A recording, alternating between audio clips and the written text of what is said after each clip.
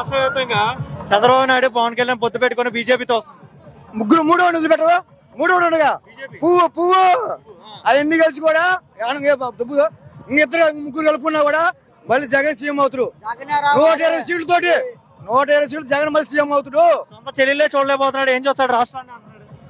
అది వాళ్ళకి మధ్యలో ఉంటాయి, వాళ్ళకి మధ్యలో ఫ్యామిలీ వాళ్ళు ఉంటాయి. అవి అనవసరం.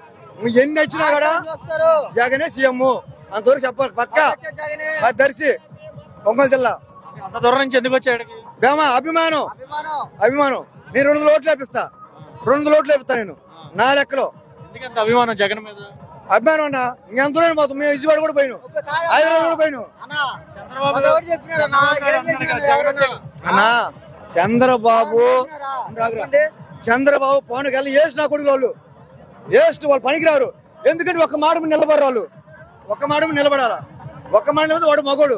ఈ సింహం ఇంకా 10 మంది కలుపుకో, 20 మంది కలుపుకో, జగన్ సింహం అవుతాడు.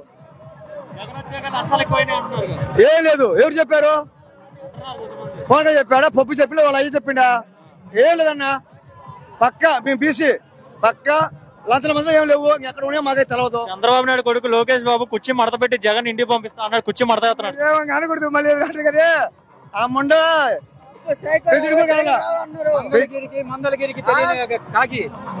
వాడు సీటు సీటే మడత పెడతాడు. బీసీలకి ఏం చేయలేదంట జగన్. చేసిండు. ఇప్పుడు లోకేష్ ఉండు, వాడి సీటు వాడు గెలుచుకోలేకపోయాడు. ఆయన ఏం చేస్తారు చెప్పు? కుర్చీ మడత ఏం పెడతారు?